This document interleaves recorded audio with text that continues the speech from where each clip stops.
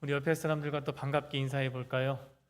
기도하는 당신이 이 교회의 소망입니다. 거창하죠? 기도하는 여러분이 이 교회의 소망입니다. 기도하지 않고는 아무것도 일어나지 않습니다. 우리가 코로나 이후의 시대에 회복과 소망을 품으신다면 그것이 비단 교회 문제 또 교회와 관련된 것뿐만 아니라 우리의 가정과 우리의 일상의 회복을 꿈꾸신다면 가장 먼저 해야 되는 것은 기도입니다. 하나님께 붙들고 하나님을 의지하며 나아갈 때 하나님께서 어떻게 우리의 삶을 회복시키시는지 우리가 똑똑히 보고 또 그것을 간증할 수 있을 겁니다. 오늘 말씀을 쭉 읽다 보니까 한 텔레비전의 한 장면이 딱 떠올랐어요. 그 장면은 이상행동을 하는 강아지 이야기입니다. 얘가 좀 이상한 행동을 해요. 그래서 그 이상한 행동들을 하는 텔레비전 프로에 소개가 된 겁니다. 어떤 행동을 하냐면 주인이 옆에 있으면 세상 순합니다. 정말 순해요. 이처럼 귀엽고 순한 강아지가 없습니다. 근데 주인이 시선에서 딱 떨어지면 얘가 펜스 앞에서 강아지가 보통 네 발로 걷지 않습니까? 두 발로 계속 뛰어요. 그러니까 어딜 붙잡고 뛰는 게 아니라 두 발로 서서 깡총깡총 계속 뜁니다. 언제까지? 주인이 다시 올 때까지. 그래서 주인이 도대체 안 되겠다 싶어서 여러 방법들을 다 해봤는데도 불구하고 안 되겠다 싶어서 방송에 제보를 한 거죠. 방송국 직원들도 그 관찰 카메라로 보니까 너무 이상하고 신기한 거예요. 얘가 왜 그럴까? 남들이 아니죠. 다른 개들은 네 발로 뛰는데 얘는 왜 두 발로 이렇게 깡총깡총 뛸까? 사실 두 발로 뛰어서 시끄러운 건 이제 두 번째 문제입니다. 가장 큰 문제는 네 발로 뛰어야 되는 강아지들이 두 발로 뛰게 되면 관절에 무리가 가죠. 개가 이제 다치게 될까봐 이제 걱정이 많은 거예요. 그래서 전문가가 왔습니다. 이 전문가가 그 강아지를 천천히 살펴보는 거예요. 그러면서 진단을 딱 내렸어요. 그리고 나서 정말 신기하게도 이 전문가의 방법대로 몇 번의 훈련을 거치자 그 이상 행동이 싹 사라진 거예요. 이 전문가가 이 개를 처음 만났을 때 이 개 어디서 데리고 왔냐라고 묻더라고요. 어떻게 입양하게 됐냐라고 물은 거죠. 그랬더니 이 주인이 하는 얘기가 얼마 전에 유기견 보호소에서 데리고 왔다는 거예요. 한번 버림받았던 강아지를 유기견 보호소에서 눈에 들어서 데리고 온 거죠. 근데 이 강아지가 이 버림받았던 트라우마가 머릿속에 남아있는 겁니다. 사람만 트라우마가 있는 게 아니라 강아지도 트라우마가 남는 거죠. 나는 버림받았다. 주인이 한번 가면 돌아오지 않는다라는 불안감이 그 개 안에 있었던 거예요. 그런데 주인이 같이 있을 땐 그렇게 평안하면서 주인이 떠나면, 주인이 안 보이면 불안한 이 버림받은 트라우마가 작동하기 시작하는 거죠. 그러다 보니까 어떻게든 주인의 시선을 끌어야 되는데 어느 순간인가 두 발로 뛰기 시작하면서 주인이 그걸 너무 유심하게 바라보고 그리고 두 발로 뛰기만 하면 주인이 달려왔다는 거예요. 아, 우리 주인은 내가 두 발로 뛰면 항상 나를 버리지 않고 돌아오는구나 라는 인식이 있어서 계속해서 두 발로 뛰었다는 거예요. 그래서 전문가가 어떤 방책을 제시하냐면 훈련을 시키는 거예요. 너 여기 기다려, 나 좀 이따 올 거야 라고 하면서 그 시간을 처음에는 1분, 그 다음엔 2분, 그 다음엔 10분, 그 다음엔 30분 이렇게 늘려가는 거예요. 그러니까 이 개가 차츰차츰 알아가는 겁니다. 아, 우리 주인은 떠나가도 돌아오는구나. 그 사실을 알게 되니까 개가 이상 행동을 하지 않는다는 거죠. 참 그 장면을 보면서 마음이 너무 짠했습니다. 아, 버림받았다는 그 충격이 우리가 상상하는 그 이상이겠구나. 이 미물인 개도 그럴 텐데 사람에게는 얼마나 클까라는 생각을 했어요. 그러다가 오늘 본문을 봤는데 오늘 본문에서 이 귀환 공동체 이스라엘 백성들의 사람들 그들의 마음이 예전에는 바라보지 못했던 그 내면의 모습을 좀 볼 수 있게 됐어요. 이들 어떤 사람들이죠? 쉽게 얘기하면 육이 되었던 사람들입니다. 버림받았던 사람들이죠. 하나님께서 버리셔서 포로가 되고 고향을 떠나서 다른 나라에서 살았던 사람들입니다. 한번 버림받았던 그 트라우마를 갖고 있는 사람들이죠. 근데 이 사람들이 하나님께서 회복시켜 주시겠다라는 그 말씀만 믿고 돌아오기를 결정합니다. 돌아오는 게 쉬울까요? 우리야 지금 고향 가서 살아야지 라고 하면 뭐 부담스럽고 좀 힘드신 분들도 있겠지만 대부분은 그저 그럴 수 있지 라고 생각합니다. 그런데 그 고향에 가기 위해선 내가 여기 있는 재산을 단 한 푼도 가지고 못 간다라고 생각하신다면 누가 고향으로 내려가겠습니까? 거기 뭐 금은보화가 있지 않는 한 가지 않겠죠. 지금 이스라엘 백성들은 귀한 공동체에 오르기 위해서 뭘 했냐면 바빌론에서 일구어왔던 삶의 터전을 다 버리고 와야 했습니다. 게다가 그 거리가 16,000km나 돼요. 지금처럼 기차 타고 비행기 타고 뭐 택시 타고 오는 게 아닙니다. 오롯이 걸어서 세간살이 등에 지고 걸어서 16,000km를 가는 거예요. 16,000km가 잘 안 와닿으시죠? 서울부터 부산까지를 30번입니다. 그게 16,000km 정도 돼요. 그러니까 서울에서 부산까지 한 번 걸어가는 것도 한 사람에게 쉬운 일은 아닌데 그 30배만큼을 걸어가는 거리를 걸어간 겁니다. 그럼에도 불구하고 그들의 마음 가운데는 기쁨이 있었어요. 그래서 시편 126편 1절을 보면 그들이 이렇게 노래합니다. 여호와께서 시온의 포도를 돌려보내실 때 우리는 꿈꾸는 것 같았다. 막 꿈만 같은 겁니다. 이 16,000km를 걸어오면서도 꿈만 같은 거예요. 내 세간살이 다 포기하고 일구었던 삶을 다 포기하고 왔음에도 불구하고 꿈만 같은 겁니다. 그리고 소망이 있죠. 그 126편 5절 6절에 보면 그 소망을 이렇게 노래하고 있습니다. 눈물을 흘리며 씨를 뿌리는 자는 기쁨으로 거두리로다. 눈물을 흘리며 씨를 뿌린다면 언젠가는 기쁨으로 거둘 수 있게 된다. 울며 씨를 뿌리러 나가는 자는 반드시 기쁨으로 그 곡식단을 가지고 돌아오리로다. 힘들고 어려운 여정이죠. 지금 믿음, 신앙, 하나님만 믿고 지금 모든 거 다 포기하고 귀한 길에 올랐습니다. 그럼에도 불구하고 꿈꾸는 듯 기뻤고 그 기쁨의 근간에는 우리가 이렇게 울며 씨를 뿌린다면 기쁨으로 거둘 때가 올 것이다. 우리가 이렇게 울면서 이 시간들을 잘 견뎌내기만 하면 하나님께서 기쁨으로 곡식단을 거두실 때가 온다라고 생각하는 거죠. 그런데 딱 도착했습니다. 어디죠? 허허 벌판이죠. 이미 그 땅은 이방 사람들이 차지해서 좋은 땅들은 다 갖고 있고 허허 벌판만 남았습니다. 집을 짓는 건 고사하고 성전을 짓는 것도 힘들죠. 근데 성전을 짓기 시작했습니다. 한 마음이 되어서 예배도 드렸죠. 기쁜 마음으로 성전 공사를 시작했어요. 그런데 어떤 일이 벌어졌죠? 성전 공사를 방해하는 자들이 생겼고요. 그리고 그들이 바빌론의 조서를 써서 그 조서 때문에 성전 공사가 중단됐습니다. 내 삶이 힘든 건 이해하겠어요. 내가 신앙으로 믿음으로 하나님만 믿고 그 귀한 길에 올라서 허허 벌판을 마주했던 것은 그나마 예상했던 일일 겁니다. 그런데 문제는 거기서 내가 살 집을 짓는 것도 아니고 내가 믿는 하나님, 내가 섬기는 하나님, 우리를 회복시키시겠다는 그 강한 하나님, 세상을 창조하시고 세상을 만드시고 세상을 이끄시는 그 하나님, 그 하나님이 계시는 성전을 짓겠다고 했는데 방해하는 사람들이 생겼고 그것도 모자라 성전 공사가 중단된 겁니다. 그때 이들 마음 가운데 뭐가 올라오는 거죠? 버림받은 트라우마가 스멀스멀 올라오는 겁니다.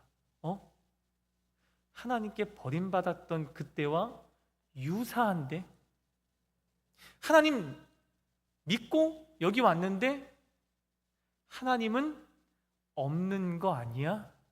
하나님은 여전히 이 세상에 있는 다른 신들보다 약한 존재는 아닐까?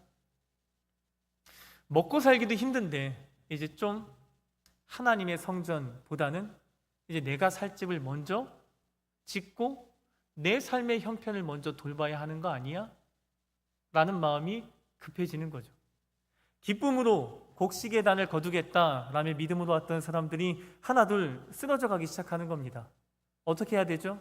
하나둘 쓰러져 가면서 나라도 살겠다고, 우리 가족이라도 살겠다고 이제 가족이 살 집을 짓고 성전 공사는 외면하는 겁니다. 그러면서 그들 마음 가운데는 우리 또 버림받은 거 아니야? 라는 이 트라우마가 올라오기 시작하는 거죠. 포로로 끌려갔던 그때처럼 여전히 우리가 이 땅에 돌아오기는 했으나 우리의 회복은 하나님께서 주신다는 그 기쁨의 단은 우리가 맛보지 못하는 거 아니야? 라는 버림받은 트라우마가 이제 스멀스멀 올라오는 거죠. 그때 하나님께서 그 버림받은 트라우마 때문에 고생하는 이 백성들에게 친히 말씀하십니다. 오늘 1절 말씀이죠. 선지자들, 곧 선지자 학개와 이또의 손자 스가랴가 이스라엘의 하나님의 이름으로 유다와 예루살렘에 거주하는 유다 사람들에게 예언하였더니, 성경에 나오는 선지자, 예언자라고도 부르고요, 그들이 하는 행동을 예언이라고 번역을 했습니다. 이 예언이 히브리어로 나비인데요, 이 나비는요 우리가 생각하는 예언이 아닙니다. 내일 아침에 해는 어쪽에서 뜨고 해가 떴을 때 구름은 어떻게 되고 내일의 일과는 이렇게 진행되며 내일에 너는 어떤 사람을 만날 거야. 그러니까 내일의 일들을 예상하는 거죠. 이걸 우리는 예언이라고 생각합니다. 그런데 성경에 나와 있는 예언서와 선지서, 똑같은 말인데요, 선지자, 예언자, 그들이 하는 행동은 이게 아닙니다. 내일 무슨 일이 일어날지, 미래에 어떤 일이 일어날지를 점치듯이 맞추는 사람들이 예언자가 아니고요, 이 나비라는 말은 나바라는 말에서 파생됐는데, 이 나바는 대언해서 말하다라는 겁니다. 왕이 어떤 말을 하면 그 왕의 말을 대언하는 사람이 있죠. 그런 사람들을 나비라고 부르는 거죠. 즉 여기서 예언하였더니 라는 건 하나님께서 말씀하신 것을 대언했다는 겁니다. 하나님께서 이렇게 말씀하셨다는 것을 그들에게 대언했다는 거죠. 그들이 누구죠? 버림받은 트라우마 때문에 지금 마음이 심란한 백성들입니다. 버림받은 트라우마 때문에 성전 공사는 중단됐고 이제 자기라도 살겠다고 자기의 집을 짓고 자기의 삶의 터전을 일구는 사람들, 그 사람들에게 하나님께서 말씀하시는 거죠. 오늘 에스라에는 그 말씀이 어떤 내용인지 나와 있지 않습니다. 그런데 학개와 스가랴라고 했으니까 학개서를 가보면 하나님께서 어떤 말씀을 하셨는지 알 수 있어요. 학개서 1장 6절입니다. 너희가 많이 뿌릴지라도 수확이 적으며 먹을지라도 배부르지 못하며 마실지라도 흡족하지 못하며 입어도 따뜻하지 못하며 일꾼이 삭슬 받아도 그것을 구멍 뚫어진 전대에 넣음이 되느니라. 되게 불편한 말씀이죠. 열심히 일해도 너희 손에 들어가는 것이 없다라는 말씀입니다. 너희가 최선을 다해서 일해도 너희 삶은 그 모양 그 꼴이다 라는 이야기죠. 이 말씀을 들으면 마음이 되게 불편합니다. 그러면서 그 안에 우리를 찌르는 말씀이 계속해서 우리 머릿속을 맴돌죠. 니들이 그래서 못 사는 거야 라는 학계의 어떤 약간 비꼬는 듯한 말들이 계속 뇌리를 오갑니다. 9절과 11절을 볼까요? 그럼 그 말씀이 구체적으로 더 나옵니다. 너희가 많은 것을 바랐으나 도리어 적었고 많은 것을 원했지만 너희 손에는 적음밖에 없었다. 너희가 그것을 집으로 가져갔으나 내가 불어버렸다는 거죠. 나 만군의 여호와가 말하노라. 이것이 무슨 까닭이냐? 무슨 이유 때문에 그러냐? 내 집은 황폐하였으되 너희는 각자 자기의 집을 짓기 위하여 빨랐음이라. 그러므로 너희로 말미암아 하늘은 이슬을 그쳤고 땅은 산물을 그쳤으며 내가 이 땅과 산과 곡물과 새 포도주와 기름과 땅의 모든 소산과 사람과 가축과 손으로 수고하는 모든 일에 한재를 들게 하였느니라. 하나님께서 이 모양 이 꼴이 되게 하셨다라는 질타의 말씀입니다. 두렵죠. 좀 불편합니다. 그런데 이 상황이 어떠한지를 곰곰이 생각해 보셔야 돼요. 지금 이 사람들 어떤 사람들입니까? 버림받은 트라우마 때문에 지금 나라도 살아야겠다라고 생각하는 사람들입니다. 이 버림받은 트라우마가 뭐죠? 하나님은 우리와 함께하지 않으신다라는 사람들입니다. 하나님은 이제 우리를 버리셨다라는 사람들이에요. 하나님은 절대로 우리와 함께하지 않으신다라는 굳은 믿음 가운데 나라도 살겠다고 생각하는 사람들입니다. 그런데 그 사람들에게 하나님께서 말씀하십니다. 그러면 하나님께서 이들과 함께 하시는 거죠. 그리고 그 말씀이 무엇입니까? 그 말씀의 포커스는 니들이 내 뜻대로 살지 않아서 이 모양 이 꼴이야 라는 게 아니에요. 지금 학개서의 말씀은요, 우리가 학개서의 말씀만 봤을 때에는 거기서 멈춰설 수 있지만 그들의 상황과 그들의 마음 형편들을 살핀다면 거기서 멈춰서는 안 됩니다.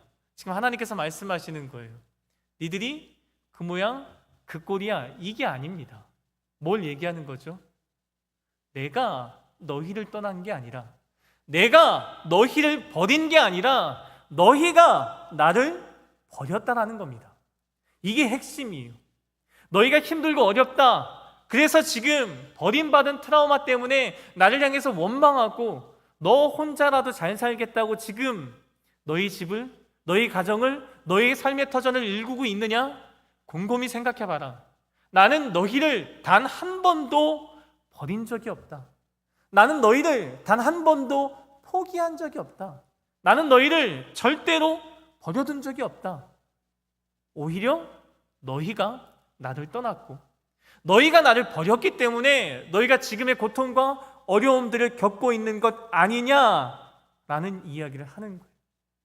제가 앞서 말씀드렸던 이야기 중에 이 강아지의 이상 행동을 고쳤던 방식이 뭐라고 했죠? 주인이 돌아온다는 확신을 심어주는 겁니다. 이스라엘 백성도 마찬가지입니다. 지금 이스라엘 백성이 버림받은 트라우마 때문에 나라도 살겠다고 신앙을 포기한 거예요. 하나님의 일을 버린 겁니다. 그럼 그들이 돌아올 수 있는 건 너 그렇게 살면 안 돼, 이 이야기가 아닌 거죠. 그들을 진심으로 돌아올 수 있게 하는 것은 한 가지입니다. 하나님께서 그들을 버리지 않았음을, 하나님께서 그들을 포기하지 않으셨음을, 하나님께서 여전히 그들과 함께 계신다는 사실을 확신시켜주는 겁니다. 그래서 하나님께서 학개와 스가랴 선지자들을 세우셨고 그들을 통해서 직접 하나님의 말씀을 대언케 하셨습니다. 그 말씀이 무엇입니까? 니들이 그래서 망하는 거야, 이 이야기가 아닌 거죠. 너희가 나를 떠났기 때문에 지금 이러한 일들을 당하는 거야. 내가 너희를 버리는 게 아니라 너희가 나를 버렸기 때문에 지금의 고통과 어려움 가운데 너희가 처한 것 아니냐라는 너희의 현실을 직시하라는 겁니다. 버림받았다고 슬퍼하고 버림받았다고 원망하고 불평할 것이 아니라 곰곰이, 아니 똑바로 보라는 거예요. 하나님은 절대 그들을 버리지 않으셨다라는 이야기를 하는 거죠. 이 이야기를 듣는 당시의 사람들은 어떻겠습니까? 만약 여러분이 나는 하나님께 버림받았어 라고 생각하는 그 순간에 하나님께서 성경의 말씀과 때로는 설교의 말씀과 예배를 통해서, 찬양을 통해서 여러분에게 직접 말씀하시는 겁니다. 여러분의 마음을 울리는 거죠. 나는 너를 절대 포기하지 않아 라고 말씀하시는 그 음성을 듣는다면 여전히 버림받은 트라우마 때문에 하나님은 날 버리셨어 라고 좌절과 절망 가운데 앉아 계시겠습니까? 그렇지 않겠죠. 다시 일어설 수 있는 힘이 거기서 생기는 겁니다. 그래서 2절에 보면 이렇게 나와 있죠. 이에 하나님의 말씀이 대언하자, 이에 그러자, 그것을 이유로, 그것을 시작으로 스알디의 아들 스룹바벨과 요사닥의 아들 예수아가 일어났습니다. 예루살렘에 있던 하나님의 성전을 다시 건축하기 시작하며 하나님의 일들에 동참하는 겁니다. 하나님의 일들을 시작하는 겁니다. 하나님이 우리를 버리지 않으셨다는 확신을 갖자 하나님의 일들에 동참할 수 있게 되는 겁니다. 그래, 우리에겐 소망은 오직 하나님밖에 없지 라는 믿음을 가지고 하나님의 일들이 앞장서 나아가는 겁니다. 그러자 하나님의 선지자들이 함께 있어 그들을 돕더니, 이 말씀 잘 보십시오. 하나님의 선지자들이 그들을 어떻게 도울 수 있겠습니까? 벽돌 날라주는 거? 제목 날라주는 거? 그것을 도울 수 있겠습니까? 하나님의 선지자들, 그들이 도울 수 있는 방법은 단 하나입니다. 하나님의 말씀으로 격려하는 거죠. 하나님이 우리와 어떤 약속을 하셨는지, 하나님이 우리를 어떻게 지키시고 돌보셨는지, 하나님이 이스라엘 백성들을 어떻게 이집트에서 구원해내셨는지, 요단강을 건너서 가나안 땅을 어떻게 가게 하셨는지, 그 땅을 어떻게 분배하셨으며 또 포로가 되었던 바빌론 땅에서 하나님께서 어떻게 우리를 이 땅까지 오게 하셨는지 하나님의 말씀을 대언하며 하나님의 말씀으로 격려하는 겁니다. 그 격려를 통해서 힘을 얻고 그 격려를 통해서 하나님의 일들에 더욱 동참하게 되는 거죠. 그러면 불보듯 뻔하지 않습니까? 하나님의 일들이 굉장히 잘 진행이 되겠죠. 그런데 여기서 문제가 또 발생합니다. 3절 말씀이에요. 그때 유브라데 강 건너편 총독 다뜨네와 스달보스네와 그들의 동관들이 나와 그들에게 이르되, 지금 유프라테스 강 건너편에 있던 사람들이 이 성전을 짓는다는 얘기를 듣고 찾아온 겁니다. 그리고 나서 이 성전을 짓는 이스라엘 백성들에게 묻는 거예요. 누가 너희에게 명령해서 이 성전을 건축하고 이 성곽을 마치게 하였느냐라고 묻는 겁니다. 이때 이스라엘 백성들에게는, 이 귀한 공동체에게는 또다시 이 버림받은 트라우마가 올라오는 거죠. 성전 공사가 왜 막혔습니까? 성전 공사를 방해하는 사람들이 조서를 써서 막힌 거 아니에요? 근데 똑같은 일이 지금 반복되는 겁니다. 분명 하나님께서 그들에게 말씀하셨고, 다시금 하나님은 그들을 절대 포기하지 않으신다라고 말씀하셔서 그 말씀에 격려와 힘을 얻고 열심히 일하려고 했는데 지금 또다시 걸림돌이 생긴 겁니다. 이거 스룹바벨 때 성전 공사가 막혔던 그때 그 장면 그건데 라고 생각하면서 불안해하죠. 그런데 그 불안도 잠시 5절 말씀을 볼까요? 하나님이 유다 장로들을 돌보셨으므로, 이 말씀을 잘 보십시오. 하나님이 유다 장로들을 돌보셨으므로 그들이 능히 공사를 막지 못하고 이 일을 다리오에게 아뢰고 그 답장이 오기를 기다렸더라. 잘 보십시오. 공사가 막혔습니까? 안 막혔습니까? 안 막혔어요. 그 이유가 뭐죠? 하나님이 유다 장로들을 돌보셨기 때문입니다. 이 돌보셨다라는 말은 직역해서 이야기하자면 하나님의 눈이 유다의 장로들 위에 있었다는 겁니다. 이거는 감시가 아니에요. 눈을 떼지 않는 거죠. 아기가 있습니다. 이 아기에게 엄마는 절대 눈을 떼지 않습니다. 왜죠?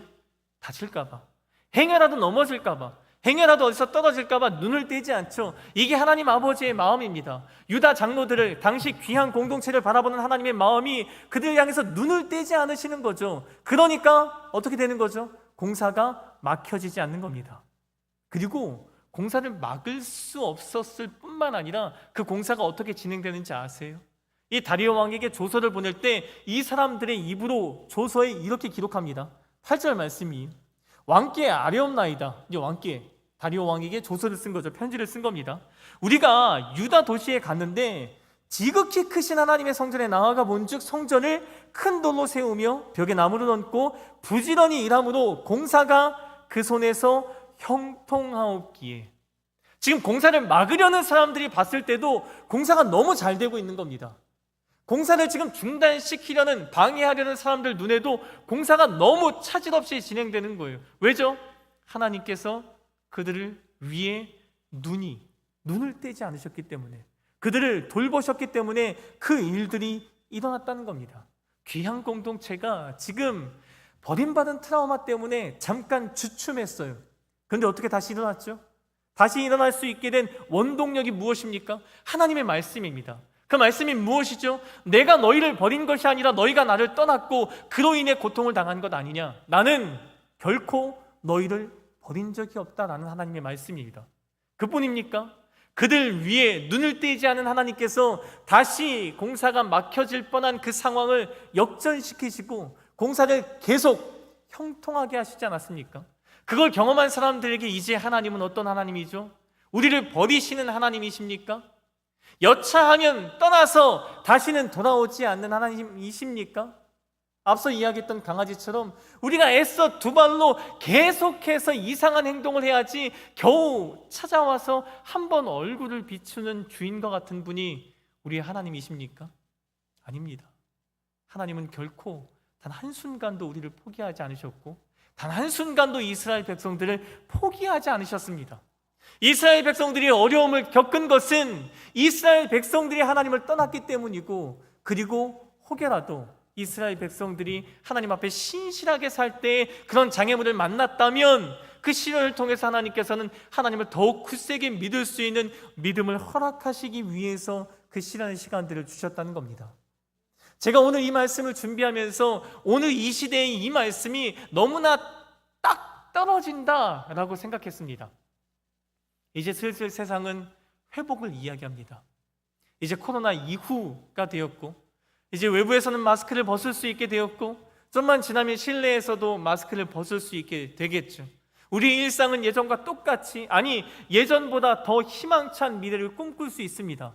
그런데 지금 이때 여러분은 그렇게 기대에 찬 그 기대감을 맛보고 계십니까?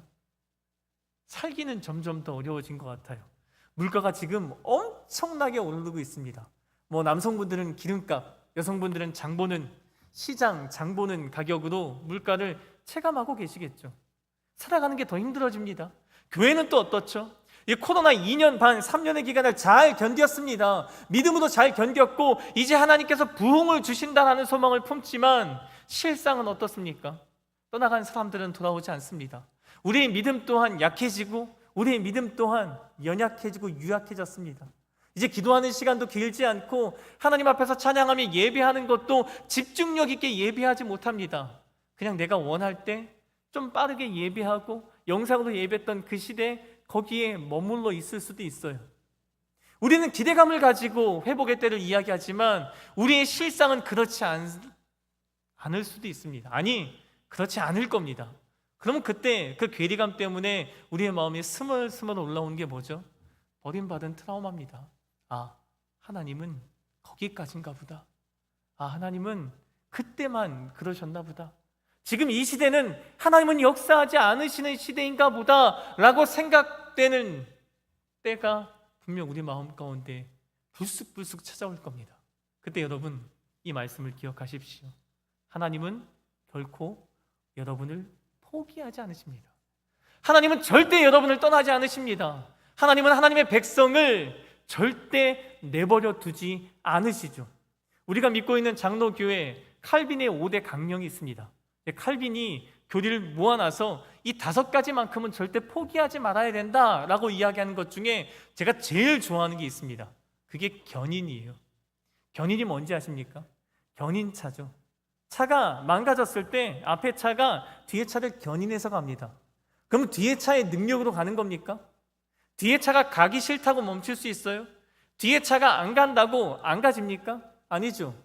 그게 바로 성도의 견인. 하나님께서 하나님의 백성을 끝까지 포기하지 않으신다는 우리가 믿는 교리입니다. 이 믿음을 여러분의 마음 가운데서 되새기십시오.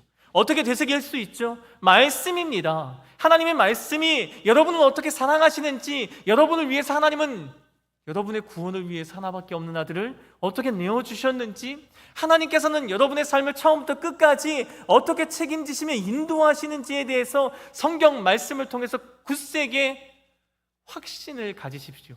그 확신이 우리 마음 가운데 막 스멀스멀 올라오는 그 버림받은 트라우마들, 하나님은 없어 라는 좌절과 절망감, 그 안타까운 마음들을 싸그리 다 밀어내고 하나님만이 주실 수 있는 진정한 평안과 확신이 여러분의 마음 가운데 세워질 줄 믿습니다. 우리가 로마서 말씀, 우리 마지막 같이 한번 읽어볼까요? 이 말씀은 로마서의 말씀이 아니고 바울의 말씀이 아니고 하나님께서 여러분에게 하시는 그 말씀입니다. 그 말씀으로 받아 우리가 아멘으로 이 말씀을 한번 같이 읽어보겠습니다. 로마서 8장 38절 39절입니다. 내가 확신하노니 사망이나 생명이나 천사들이나 권세자들이나 현재일이나 장래일이나 능력이나 높음이나 깊음이나 다른 어떤 피조물이라도 우리를 우리 주 그리스도 예수 안에 있는 하나님의 사랑에서 끊을 수 없으리라. 아멘. 이 말씀을 붙드시고 우리가 다시 한번 일어나 기대감을 갖고 소망을 품으며 하나님의 일들에 동참하고 또 하나님의 나라, 그 나라를 살아내는 우리 믿음의 식구들 되셨으면 좋겠습니다. 기도하겠습니다. 하나님, 우리의 마음은 여전히 연약해서 하나님이 없다라고 생각할 때가 많고 하나님께서 나를 버리셨다, 나를 돕지 않으신다라고 착각할 때가 너무나 많습니다. 그래서 마음이 불안해지고 마음이 불편해지고 우울해지고 절망감 때문에 힘들어질 때가 너무나 많습니다.